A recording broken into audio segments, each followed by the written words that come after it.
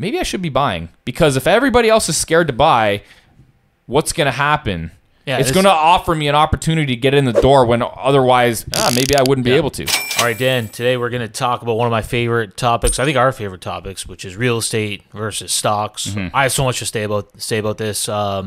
As you very well know, I used to be a stock market over real estate I remember guy. you and I used to argue about this shit. Yeah, for sure. Me and you actually used to argue about this. So I understand the stock argument very well, and obviously I've flipped completely 180 to the real estate side. But as usual, you've gotten yourself into another Twitter debate with some random people that have nothing to do with your life. But I love the debate. It really shows how people think, and I think this goes way too deep in the middle class. Somehow, the middle class somehow believes that stocks are better than real estate and safer than real estate. And I think this is just so wrong. But let's break down, because this is the middle class debate. This is going to be what we hear from the average person over and over again. Why don't you break down the tweet here? How did it play out? Yeah. What was the conversation there? So somebody wrote, "You might think I'm crazy, but I'll never buy rental property because I value my time.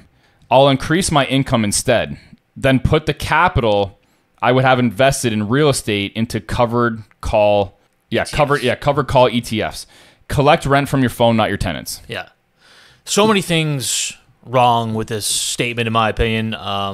Number one, I'll never buy a rental property. Like, what if you were presented with an amazing opportunity in a location that was making tons of money? You would just never buy it. Like, it's just stupid to rule out any asset class. I think it'd be stupid to rule out the stock market too, because there's opportunities everywhere. But it just doesn't make sense to do that. Number two, the covered call ETFs. I mean, essentially what they're doing is the managers of the ETF are selling covered calls. We're not going to get into what covered calls are, but it's a way to kind of add a little bit of leverage to your stock holdings. But it's not really the odds of covered call ETFs making you financially free, or the stock market in general making you financially free, is, in my opinion, close to zero for the average person. I would say you have a 0.05% chance.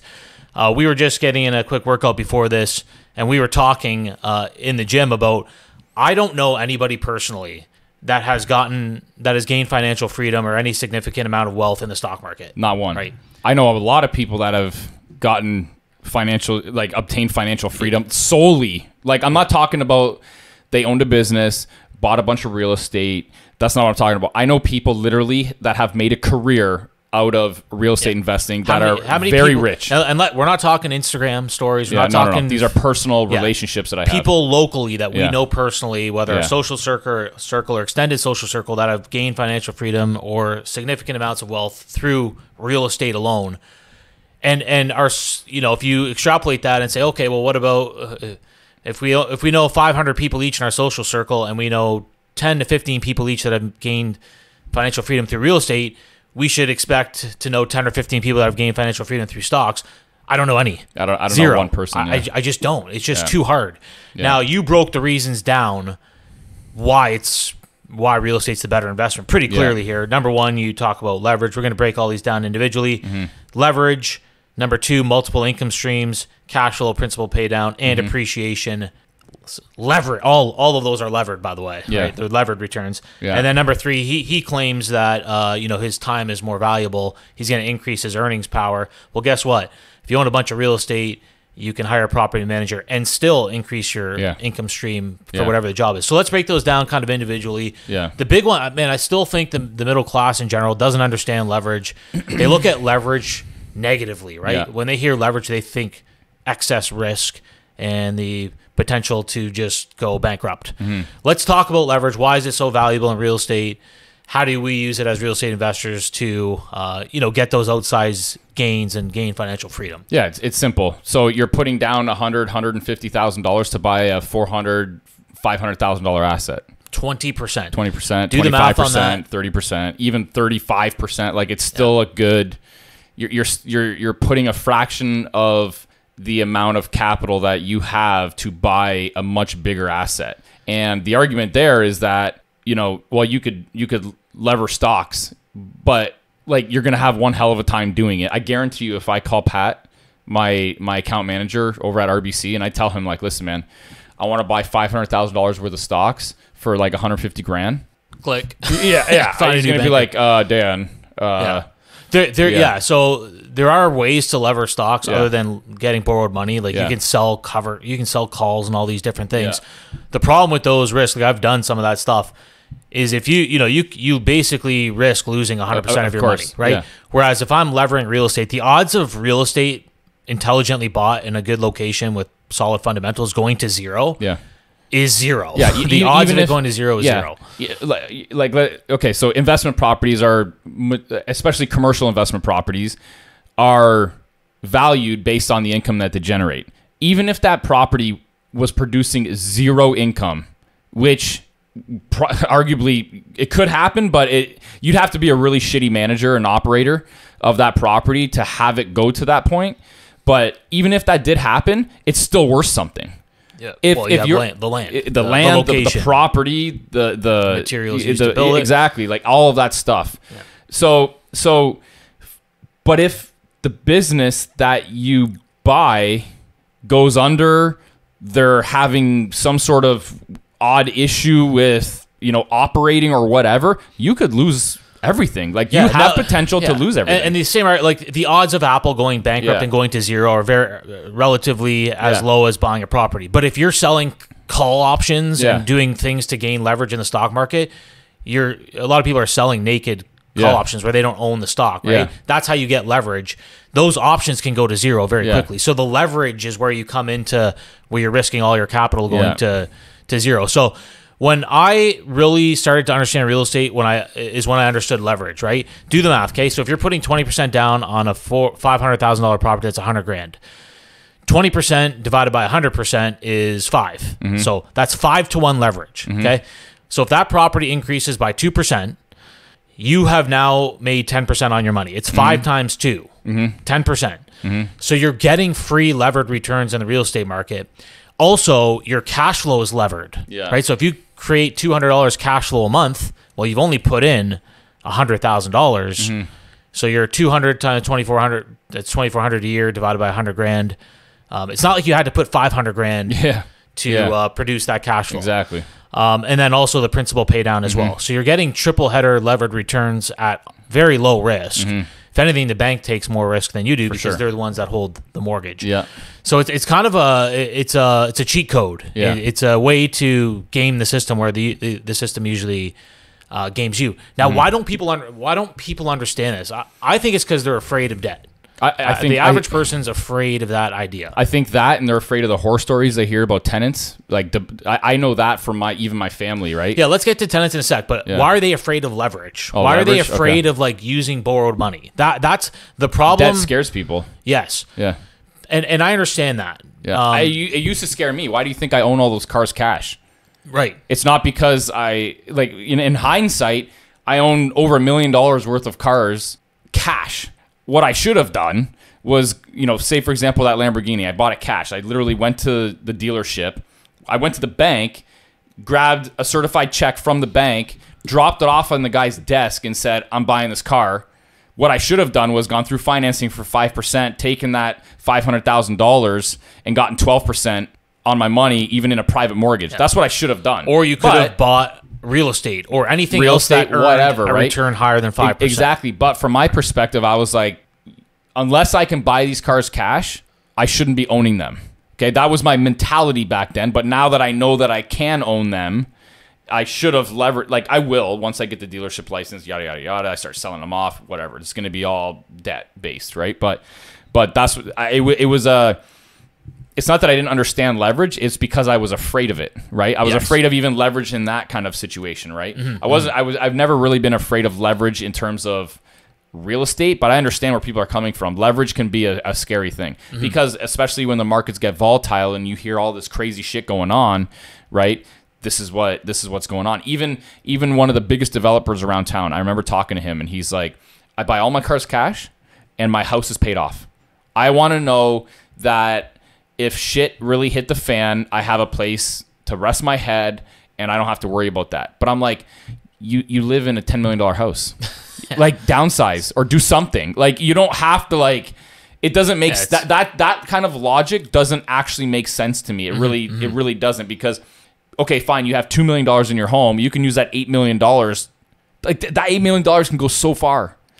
You could buy 40 million or a $30 million property or whatever with that. You know what I mean? It's crazy. It's to have actually that. backwards. He's It is. saying that it's safer to have the house paid off. It's but not. in reality, because of our monetary system and inflation, it's Exactly. actually safer to lever the house, Exactly. pay the interest on it, and put that money to work in something that's likely to produce higher Exactly. than the rate of inflation. Exactly. Now, people don't want to hear that. No. And we never, there's also such thing as over leveraging yourself. We never preach that. Yeah. We don't recommend you go buy pre-construction condos that you can't close on. Yeah. If you can't assign it and you have to close on it and you're cash flow negative $1,500 a month, Yeah. of course that's stupid leverage. Yeah. But leverage intelligently used in real estate is cash flowing properties using the bank's money that are in quality locations with solid fundamentals. 100%. That's how you get ahead. Yeah. If you don't use leverage, you are not going to get ahead in this Yeah. world. You will be stuck in the middle class Yeah. for the rest of your life. Yeah. Now, to his second argument, which is this is another big one that hinders people. I value my time. Blah blah blah. His second argument is diversification. Oh yeah. Yeah. Okay, so let's get into What he's arguing is that real estate, in order to diversify real estate, you need thousands of units across hundreds of different cities and even countries. He said, which is totally ridiculous. We were just talking in the gym again about Warren Buffett's quote about diversification, and I think this hits Charlie Munger's quote. Yes. Yeah. Sorry. So this hits home so hard. Like, I understand diversification, but Clark said it best when we were talking. It's like, diversification is a strategy to kind of like shelter your money. It's not a strategy to get wealthy. Yeah. Diversification is a hedge against risk if you don't know what you're doing. Love that. Yeah. That's a fantastic quote. Now, what Warren Buffett and Charlie Munger were explaining is you really should be good at 1 to 3 things, right? You should really have a specialty in whether it's your local real estate market, whether it's starting a business, something that you're good at, whatever. Those 1 to 3 things that you specialize in are going to be how you get wealthy. Well, even Charlie Munger, what did he say in that talk? Now, that wasn't his quote that I just mentioned. That's kind of like a hybrid of my own quote, and who knows who else's. But what he did mention is that 90 something along, don't quote me or whatever. I don't know if people want to fact check it or whatever. But I don't follow these guys, so I don't know the exact number. But he mentions something along the lines of 90% of Berkshire Hathaway's holdings are within 3 companies: Coca-Cola, Costco, and Apple. Yes, Something I heard that. along those lines. Yeah, we were playing the clip there, and that's what they said. Exactly. 90-something%. A stupid amount of money within those 3 businesses. Yes. So is that diversified across 3? I mean, you could argue that it might be because they're different industries, this and that, but there's not a lot of diversification there. Now, if you go talk to a fund manager or your middle class average person, they're going to say, no, you need to split that up into 100 different companies. The problem is, diversification often equals diversification. Yeah. So you have 3 amazing companies, some of the best companies in the world, and you're taking some of the money out of those and you're putting into companies that aren't as good. Yeah. Just straight up. They're not. How many companies are outperforming Costco and Coca-Cola right now? And I think a lot of people try to do that because they think they're going to hit a home run doing it. I don't know about that. You don't think so? I don't know. I hear a lot. I think people are doing that because they're afraid. I agree, because they don't know what they're doing in the stock market, right? It's a hedge against risk when you don't know what you're doing. But I think a lot of people too, they try to do they try to hit the gold rush before the gold rush hits. Do you know what I'm saying? Like the weed stocks or the Bitcoin shit. Like everybody's trying to find that new thing to pop off so that they can just get rich in the stock market. The middle class doesn't do that. The middle class is putting into diversified ETFs. Well, I don't know. These are people that fair enough. The middle class. Now you have some outliers like, I'm going to put $1,000. That's what I mean. Yeah. But like my parents, if you were to say, let's invest in like these crazy things, you might get rich. They're like, no, I want my 5 to 7%. I want a diversified portfolio of ETFs. I don't want to lose money. It's not even that they want to make money. They just want to not lose money. Yeah, they don't want to lose money. They just want to keep up. But they're playing defense all the time. 100%. Now, what they don't realize is even if their portfolio increases at 7%, you're only keeping pace with inflation. That's why you never get ahead. Yeah, you're never going to win a game if you're only ever trying to stop goals. Yes, like defense, exactly. You can't. Like you have to score goals to win games. Yeah. So what you're going to have to do is you're going to have to work until you die. Now, what this guy said here was, I'm going to increase my income. Okay, that's great. How long are you going to have to work for with that increased income to keep up with the pace of inflation and whatnot? And like we said as well, the beautiful thing about real estate is that it can be passively managed, like relatively easily. How often do you go to your properties, Dan? Yeah, I don't even know where the majority of them are anymore. Right. Like I actually don't. Like to be honest with you, I have to be honest. Probably the last 25% of the properties, unless they were really big purchases, I didn't even go to. I give me the information. I want to know, where they are. I'll kind of I know the area enough to know whether or not it'll be a good buy. And I trust the people that I work with to be able to do it. It's very passive. Even my local shit here is very passive. And I had to build it that way because it's the only way to scale. Yes. And I love this because, he says, you have to buy 1,000 properties across 100 cities, whatever his quote is. Yeah.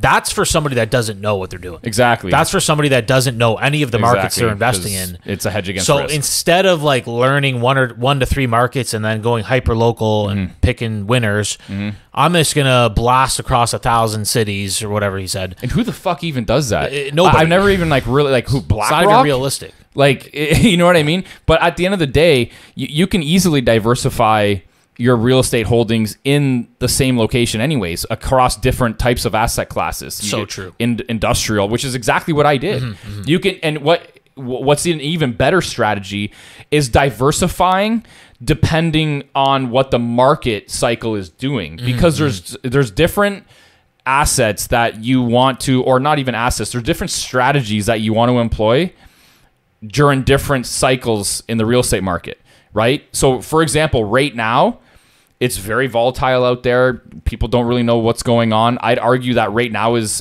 a like a land bank strategy, right? That's what I'm doing. That's the best strategy that I feel is positioned the best way for when the market turns. I'm buying properties that still cash flow. Maybe I'm not making money on it, but I consider myself a seasoned investor. But I'm buying properties that cash flow, that come with the ability to sever off additional lots to build ADUs on, so that in the event that the market shifts and it's on its upswing again, I have my builder's license, right? I have a development license. I could build on those severed pieces of land, sell them off if I want, or if I don't even want to do that right now, the rental market is extremely hot. I'll develop for rental purposes, right? Or, for example, when the market's on an upswing, buy and flip. Like maybe flipping is the best route, because you can turn and burn properties really quick and make a good buck. So instead of focusing on diversification across 1,000 cities, multiple cities and stuff which is risky. We're doing it with Coachwood Capital, but we're doing it very, very, we're not doing it for diversification. We're not doing it for diversity. Exactly. We're analyzing markets specifically. We're doing it very strategically. Yeah. Okay. Like at no point have you said to me, "Oh, let's diversify in Florida and Phoenix and whatever." Right. Yeah. Exactly. It's where's the deal? Yeah. Let's investigate the market. Yeah. Does it make sense? Exactly. It's not about diversification. So I like the idea of diversifying depending on what the market cycle is doing, not necessarily different locations. Yeah. Right? I love what you said about banking land there. I think that's a fantastic strategy. Most people are not thinking about that. No. But banking, banking land that will also cash flow. The golf course. Yes. Right? The golf course. I own property on the exactly. I own the property on the water. Yeah. That's a land bank play. Yes. Because I know that shit house that I have that's being rented is covering the costs, but eventually it's going to be a windfall when I develop that land. And here's why it's going to be a windfall. You're seeing across the country, cities like Toronto's already talking about it. BC's already talking. They might have even already done it. They're eliminating zoning. Okay, so any R1 residential single family home, you can put a fourplex there. Okay? Interesting. That's inevitable. Yeah. Here in Ontario, all across Ontario, in my opinion, we're not there yet. We have the ability to put 3 units on a single family lot, but you can't put a fourplex. You can put a single family home with 2 ADUs. Yeah. But if you can build a fourplex there, guess what happens to the value of that land? It's gonna skyrocket. I saw something on Twitter, a 50 by 120 lot. They put 12 units on it. A purpose-built 12-unit.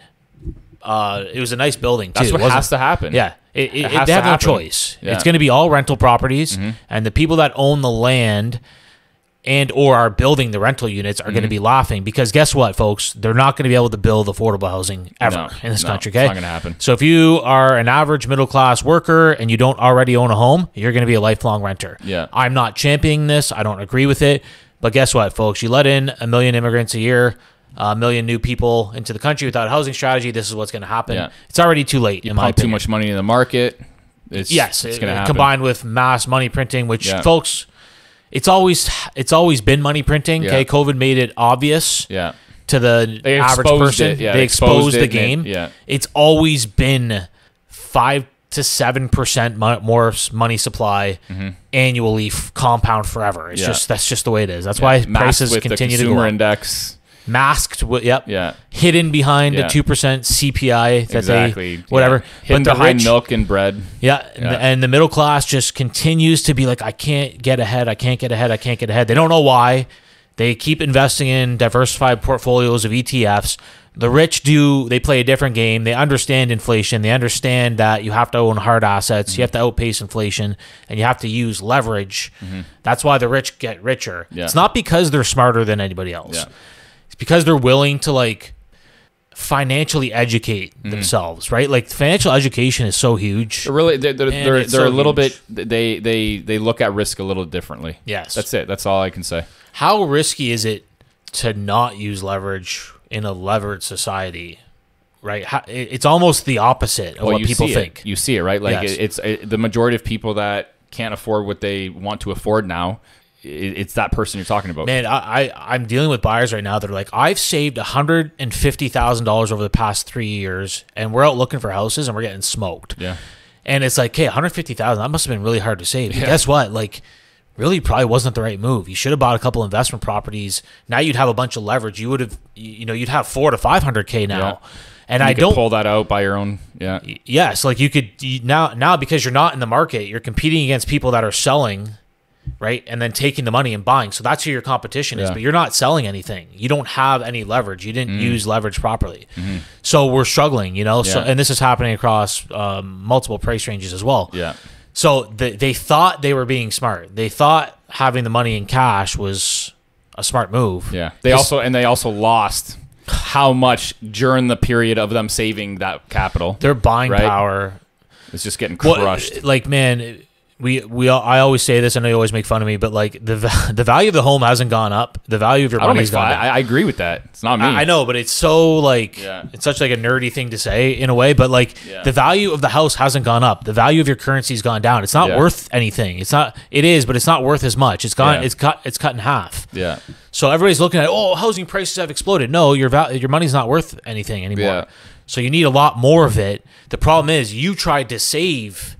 You can save 5 to 7% a year of your income, but prices are going up 17%, right? Or the value of your currency is devalued at, what do they print? 50% of the money supply ever something stupid. In 2 years. Yeah. So your savings just got destroyed. Yeah. Now your savings always being destroyed. It's just not at that obvious pace of 25% a year, or whatever it is. Yeah. So this is why you're in trouble. So what else was the rest of his argument? There's a couple other points. The rest of the third argument for him was time management, or not even time management. It was time in general, right? Where he's saying that my time is basically more valuable to me, and rental properties will take a lot of that time away from me. I don't agree. Yeah, no, I don't agree either. Like what I just said, I haven't been to one of honestly, at this point, the only reason why I'll ever even go to one of my rentals is to literally do a video for YouTube. Like that's literally I'm not even joking. That's literally the only reason why I even have to go there anymore. Yeah. So now again, it didn't start that way. In the beginning, I did a lot of the work myself. I would manage it myself in the beginning. So it didn't start that way, but I also didn't have a job, or I was starting Canadian Protein and I didn't have the money to hire property managers, right? So if this guy, like what he's talking about, is increasing his earning power with his current employment while still not wanting to hire a property manager, well then, it's going to take your time. But if you have a job and you don't need that extra $100 a month to, buy food, which, I was arguably in that kind of position where I didn't have the money to, like, I needed the extra dollars for what I was doing. Mm-hmm. If this guy isn't in that kind of position, which he's not, and that's the argument that he's in, well, then why don't you just hire a property manager? 5 to 10%, of your annual earnings, and it goes to the property manager. Actually, I haven't thought about this. It doesn't make any sense. Now, there's some arguments for me. If you really want to actually make a career out of real estate investing, I think it is important for you to manage your properties at the start, because you need a feel for how things work. You need real life experience so that you don't get taken for a ride by property managers, because you very well might. I can't tell you how many times. This is a perfect example. When I went over to Canton Manor, okay, they had quoted me $166,000 to tuck point the entire building because there was like water penetration coming into the building, and this construction company said, we need to take care of it immediately. I went over there. Within 5 to 10 minutes, I realized that it wasn't a tuck pointing issue. It was the caulking for the PTEC units, which are AC units that go through the wall, had pulled away from the brick facade and was running back inside of the wall, down the AC unit, like inside the wall, down to the unit below, and was causing water issues. Guess what the quote now is? The whole wrong diagnosis. $4,000 to fix that. So we're talking about $162,000 difference by me having some sort of experience and the ability to see and realize that, hey, listen, like I need to get into this situation to not have someone take me for a ride, because this will happen. Whether or not that's the case is a different story, but I fired that property manager. I'm working with a different property manager. Nice. And that played a big role in it. Nice. Because for that person not to be able to see that was the real issue in that property is a major red flag for me. And that tells me that you don't have the proper experience to manage a large-scale 56-unit apartment building. Mm-hmm. That's a big fucking issue. Yeah. So, and I would advise, if you have big issues that come up or big expenses come up, you should go there personally to qualify that issue before you fork out any money. And the experience of managing the property at the beginning will help you do that. Now, absolutely. I'm not saying you have to do that, though. If your time is more important than spending couple extra $1,000 not or misdiagnosing an issue or letting someone else diagnose it for you, well, that's different. Yeah. You're still going to make a return, I would argue. Yeah. For the beginner out there, you're not hiring a property management company for a 55-unit apartment building, right? No. You're starting out with one rental property, and we recommend different. Yeah. We recommend that you manage that yourself to start, even if you can afford to pay, because you need the experience for the future. Yeah, again, if your goal is to scale your portfolio, if your goal is not to really scale your portfolio, and maybe even if it is, but if your goal is to still keep your job, earn more income at your job, like this guy right here, and you want to have time, well, then it's property manager. Yeah. Now let's break down also what he said, which is we don't know his story, right? Is he a high income earner? Does he have a business? I honestly don't even know. Right, but let's say that he's just an average wage earner or employee of some company, whatever. I know in some cases you can double your income. A lot of times you're not getting double your income. You might get a 5% raise a year or 7%. Now I want to get into this because this is important. The reason why people won't be able to do that is because they lack the ability to understand that the more value I offer the business that I work for, the more I'm going to get compensated for. Some businesses, though, not every business. You can work your ass off and not get a dime more. I agree. A lot of businesses like that in the unions. You're capped, stuff like that. Like, forget it. But what I see it in my business.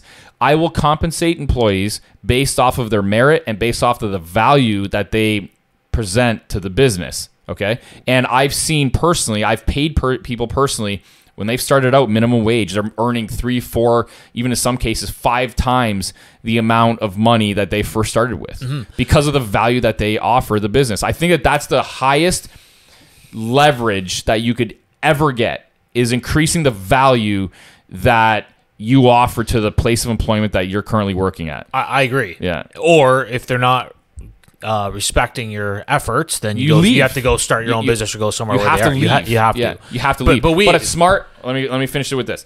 But a smart business owner will realize that, and at the end of the day, if you're difficult to replace, you can command a higher compensation. I agree. End of story. And but we there's always going to fully be a recommend ceiling. Yeah, this. and I fully recommend it. There's always going to be a ceiling, but that's what I recommend.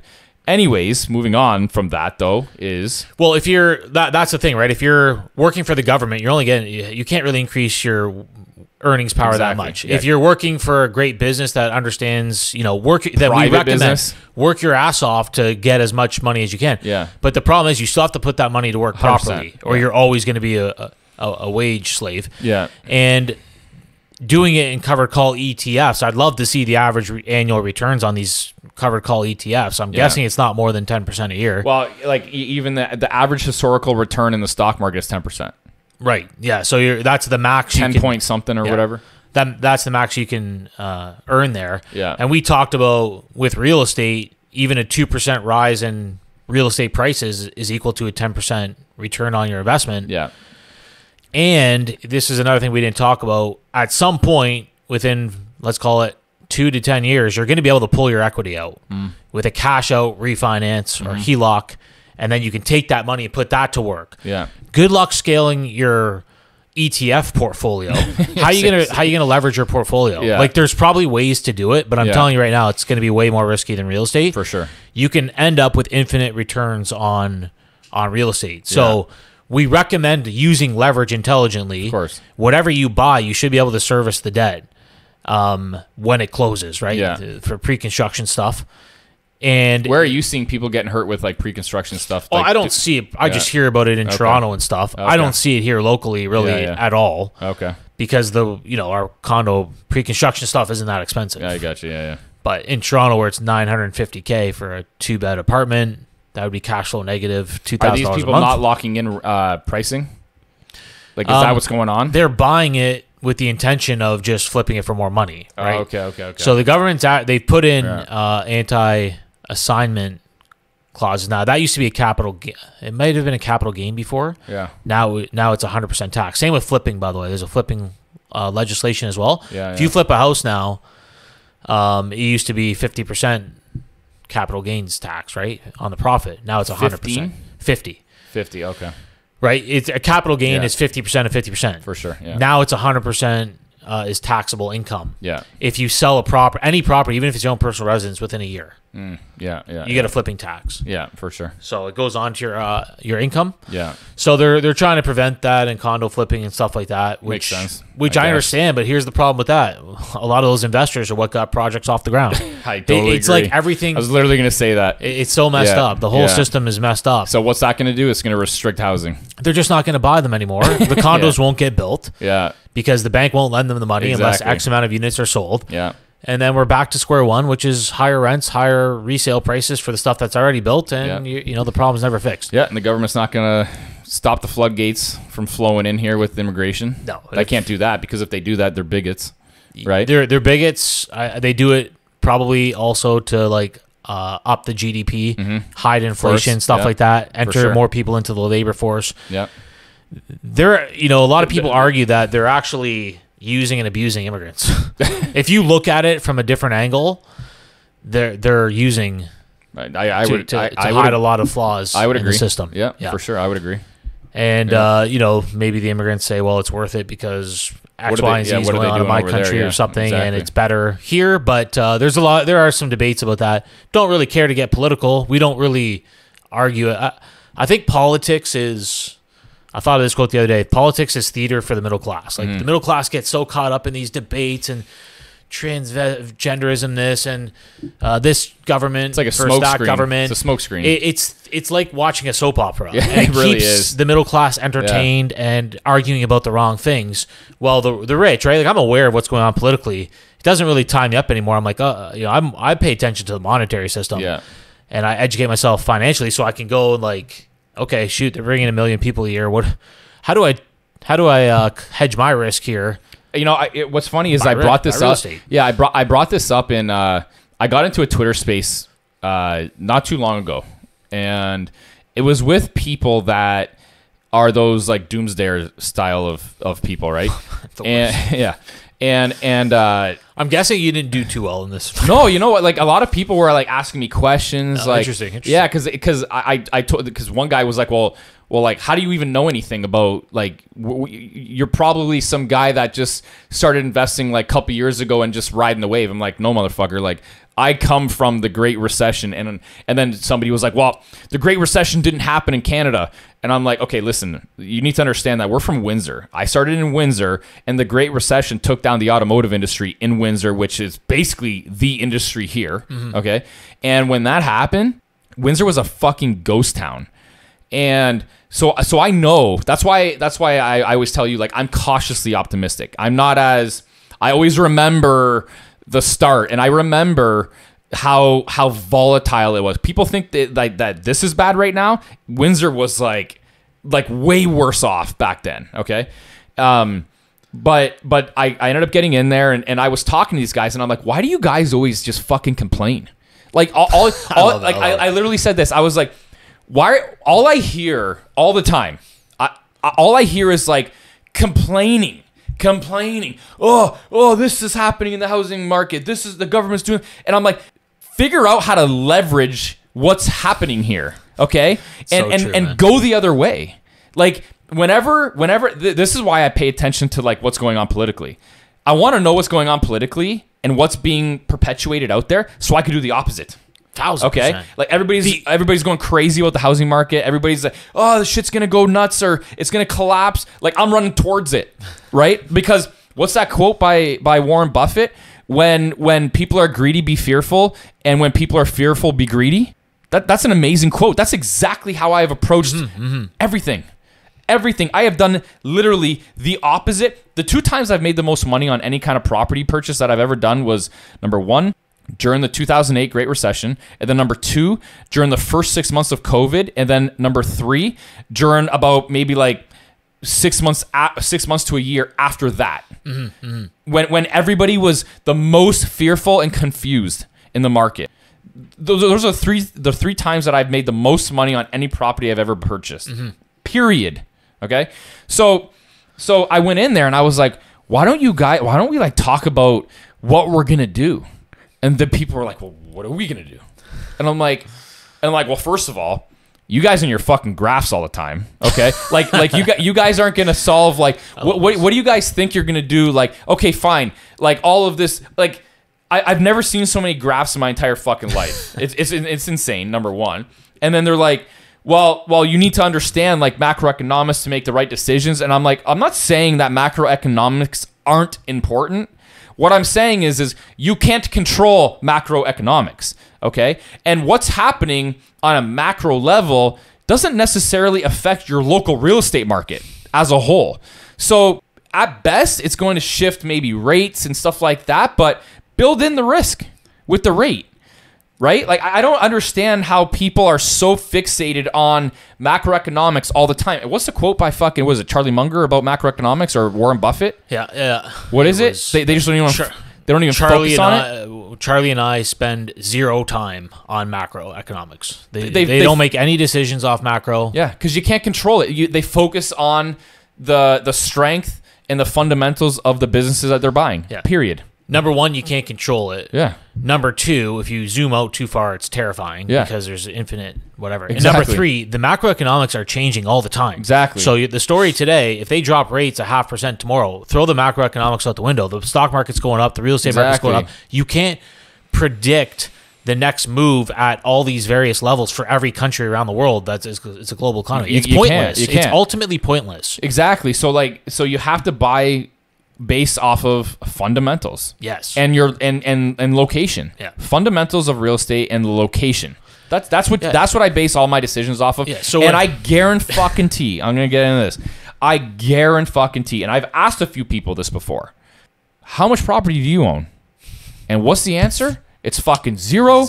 Or it's, I own 2 houses. Like, I'm not saying that's not that's not something to not be proud of. That's not what I'm saying. But at the end of the day, I have seen what macroeconomic analysis constantly does to people because I have people in my circle that focus on that type of shit, and they own 1 unit compared to my hundreds. Okay, and guys, this is so important. Like you right can't. here. This conversation. You can make any. You can make any point in time, any market, and any deal look bad.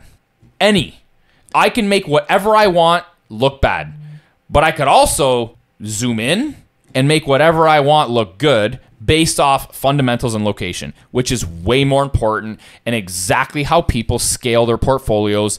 The way that you and I discuss that is the goal, where there's billions of dollars in holdings or hundreds of millions of dollars in holdings or whatever, and exactly how I've scaled my portfolio is not focusing on that bullshit. So true. It's too crazy. It's insane. Like you said, you can't control it, and it allows you the ability to.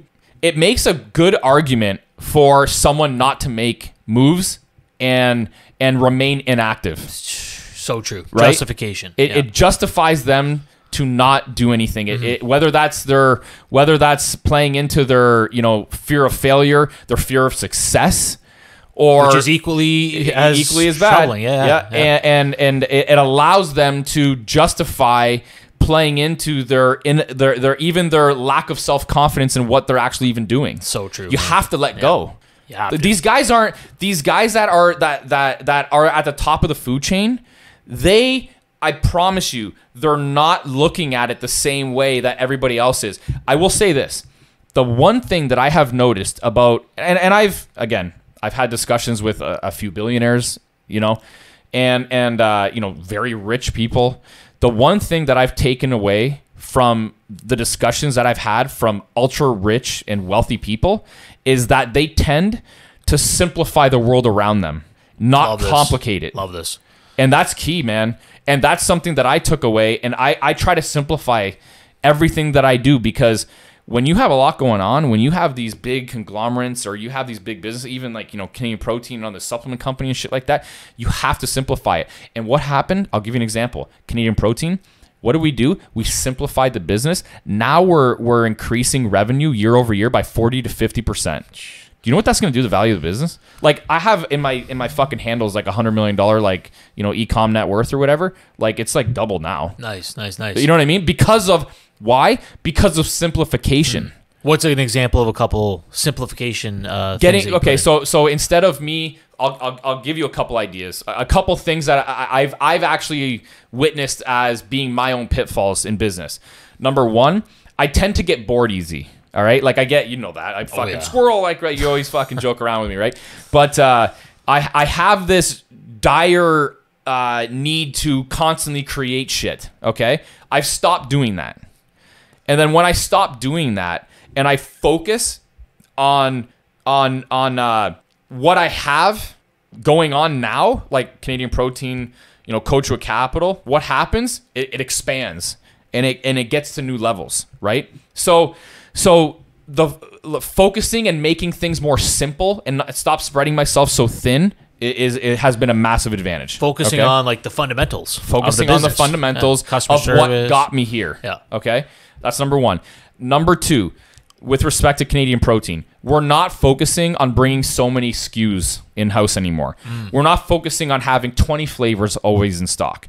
What we're doing is we're focusing on having the best-selling flavors in stock all the time, so that when someone comes to the website, they're not looking for the flavor that they want, that they expect to be in stock, waiting to purchase, or going somewhere else that does have that type of flavor. We're scaling back the offerings and focusing on keeping the best-selling SKUs in stock all the time. Because when you have too many things going on at once, what we found was we were consistently running out of stock. There was too many SKUs. People get upset. They bounce. They go elsewhere to buy their products. It's and for me, I was always like, well, I want to be the one-stop shop. Well, you can be the one-stop shop because somebody that's coming in through your store, there's two types of buyers. Number one, there's going to be three types of buyers. Number one, there's going to be the unflavored buyer that doesn't want any kind of flavoring, any kind of excipients in their product. Number two, they're going to be the vanilla guy, okay, or they're going to be the chocolate guy, right? So it's a very simplistic. Now we keep more flavors than that in stock, but it's a very simplistic idea. of keeping the best sellers in stock all the time, right? And we don't want to get into a position where we're running out of those stock on those types of flavors because it reduces the conversion rate. Yeah. So simplifying that business, simplifying customer service, bringing in automation to make things run more smooth, even simplifying the roles for people, right? Where, say for example, we have multiple people in customer service. Well, that we used to have, they all used to share the same responsibilities across multiple people. Now one person has one responsibility. Now if something happens with respect to that one task, we know exactly who to go to. It simplifies everything.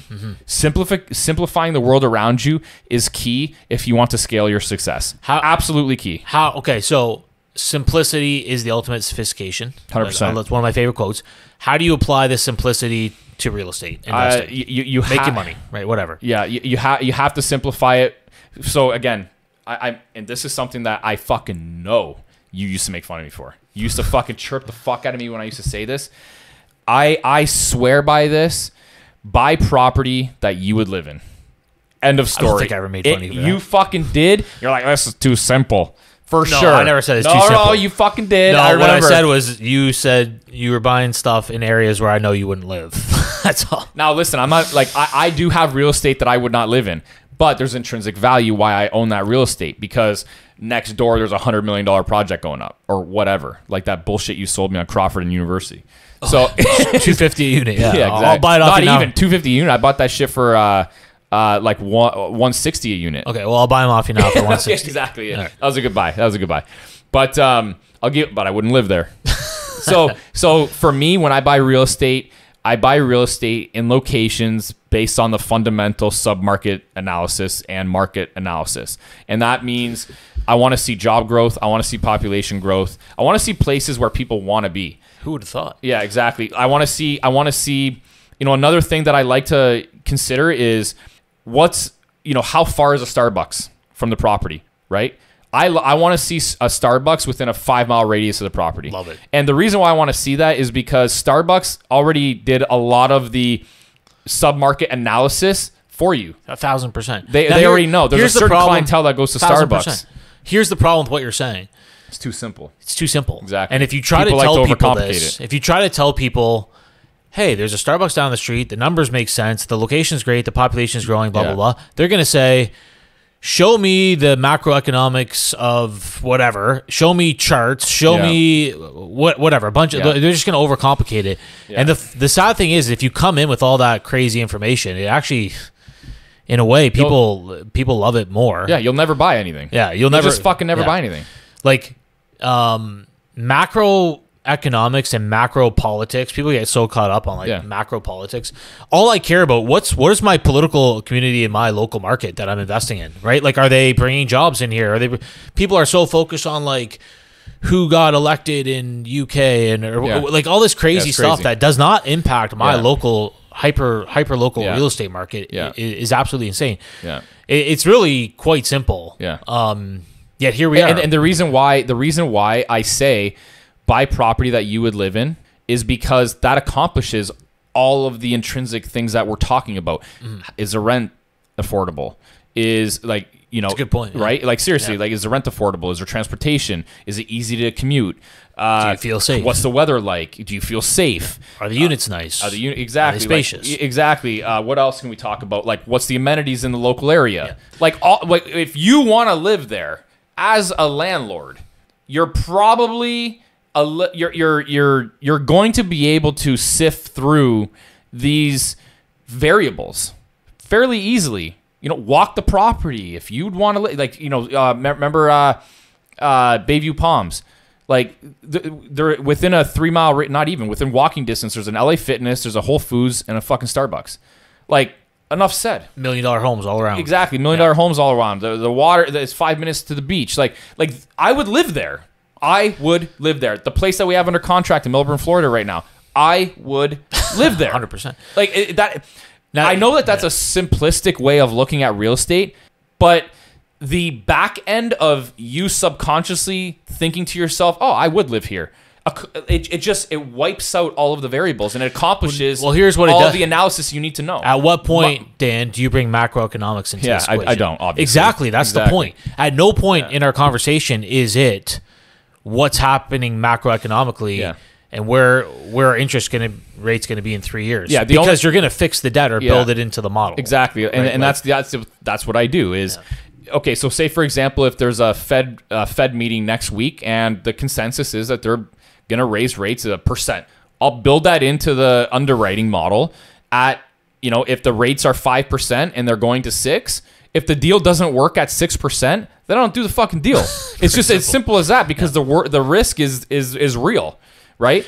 And then here's what I'll do then at that point. If the 6% rate increase in the model doesn't work, then I'll ask for a reduction in price. Simple. End of story. Now guess what happens? If they don't take the reduction in price, I don't do the fucking deal. Now here's the problem. This is actually, it dawned on me. This is the actual real problem with macro, is that it's so scary that to these people that focus on macro, the world is ending and that deal is going to zero, and that whole submarket, they're all going to lose their jobs. Nobody's going to be able to afford to rent, and and the housing market around there is going to collapse, and that property is going to be worth 50% less. Yeah. And it's all imminent. Yeah. So how can you operate and pull the trigger when the numbers work, the location is great, the fundamentals are solid, but macro is always terrifying you? Listen, you can't pull the trigger. I will say this.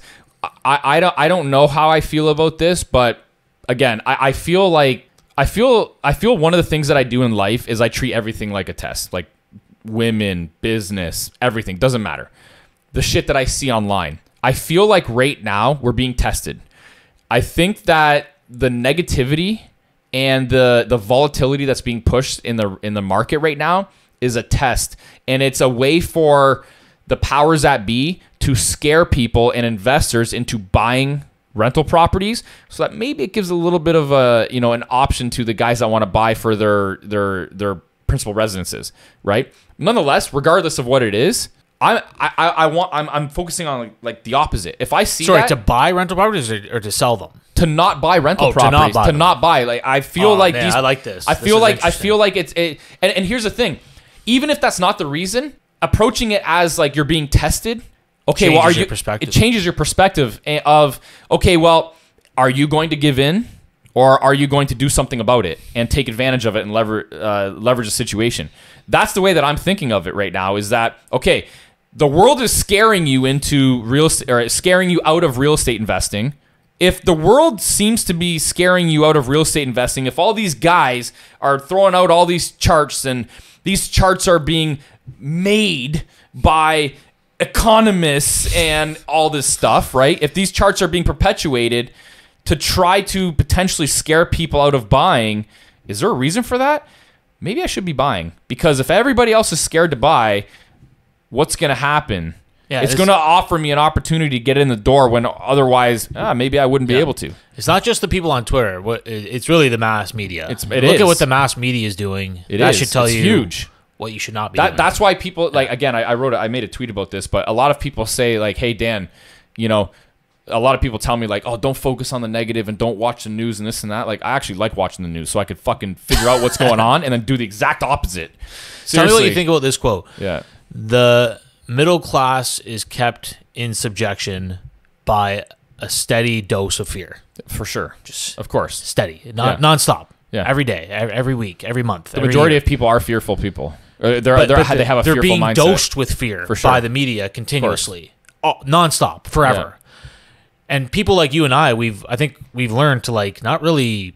It doesn't scare me anymore. What are you going to do with it? Like, what are you going to do? You going to turtle? Yeah. Like you can't, like, exactly like what we're talking about. The point is, you're not going to get anywhere. It's not real. Yeah. It's like the Wizard of Oz, right? You pull back the curtain and it's just a game. It's just a little puppet trying to pull the strings. But the fucking people, little asshole with a monkey back there. Right. But people are being held as puppets on strings because of fear. Yeah. And other people are like, other wealthy people and successful people. They're just, you can't puppet them. They don't care. You want to know what's funny is oh, dude, I gotta show you this. This is hilarious. I'll show you something. Twitter post, dude, hilarious. Maybe we'll end on this. Listen to this. I'm gonna give you a quote. Connor, I'm gonna send this shit to you too. Triple net investor. You know this guy? Yes. Yeah. Okay, yeah. so negative all the time, right? This guy fucking thinks he's the smartest guy in the world. Friday rant. I've said it many times, but I'll say it again. What I am doing right now is preserving capital / cash and making sure I am in a position to take advantage of the downturn in commercial real estate. The Fed is not going to save the day this time. They just aren't. As many real estate people say, it's always a good time to be doing deals. This is true if you're okay with hitting singles and settling for mediocre returns. Those are really the only opportunities that exist right now. But remember, recessions and downturns are the time to make life-changing money, not settle for mediocre / subpar returns. If you want to hit home runs, you have to be patient and wait for an environment where you can absolutely find deals that produce outsized returns. I sense that within 12 to 24 months, the commercial real estate market will have corrected meaningfully, and the environment will be ripe for opportunistic real estate investors that have been patient and have been preserving as much cash / cash capital as possible. Okay? So then I sent it to this one guy. His name is Andrew Shaper. I'll send this guy to you. And I wrote, this one's for you, because this guy shares our same mentality. And I wrote, guy is, what did I write here? Guy is going to hold his capital for 12 to 24 months in hopes to hit a home run. LOL. Like, I think that that's the dumbest fucking shit that I have ever heard in my entire life. You want to talk batting? Okay, I'm pretty sure. You tell me who would get a higher salary in the major league. Some guy that hits a home run once every 24 months, or somebody that has a solid batting average every game. Like, you tell me, or per year. Of the 12 to 24 months, even 12 months, let's do 12 months. The guy is capable of hitting one home run every 12 months, or some guy that has a great batting average. Yeah. What would you rather have, one home run or 24 singles? Thank you. I'm going with the fucking singles. 100%. Like, no question. Net worth would be way higher on this. Exactly. Yeah. Like, this is what I'm talking about. Like, not only that, like, holy fuck, is this guy going to be losing a shit ton of money sitting on that amount of cash and capital? And the guy agreed with me. And this guy develops fucking land. Like, it's a I'm not going to sit here and say that there might not be a recession in 12 or 24 months. I don't know. Yeah. I just think the mentality of thinking that first of all, is wrong. 100%. Number two, of sitting on the sidelines for 24 months and thinking that there's not one opportunity anywhere across the market or in the world that makes sense, and you know every opportunity, you've analyzed them all, and there's none, is just stupid and arrogant. I just think the mentality's wrong. And anybody that tries to operate like that, those are the people that, like you talk about, they own nothing. Yeah, of course. Yeah. And they never do. And I love what you said earlier, too. Like, the people that are the most negative on Twitter, when you actually talk to them, they're the ones they have no net worth, they have no assets, they own no businesses, they have nothing to stand on other than their negativity, and they think they're smarter than everybody because everybody else is about to get washed, rinsed. Everybody's about to get rinsed, and they're standing on the top of Mount Everest, and they're gonna watch everybody get rinsed, and they're so smart, and they own nothing. So what's interesting, and maybe we could leave off here, is that that same guy that I sent that to, he wrote a tweet back in the day, and I remember this, and it was a great tweet. What happens if what all of you guys are calling for doesn't happen? And you've waited 2 years, 3 years for this to unfold, but it doesn't happen, or it doesn't happen the way that you have thought it was going to happen. So what happens? Like, you've wasted 2 years, 3 years of massive appreciation, massive. I don't understand the mentality there. Like, what's it actually going to go down to? Like, it just. I think we have to leave off on that. Yeah. What happens if what you think is going to happen, which is the worst case scenario, doesn't happen? Mm-hmm. Where do you find yourself? That's it. Done.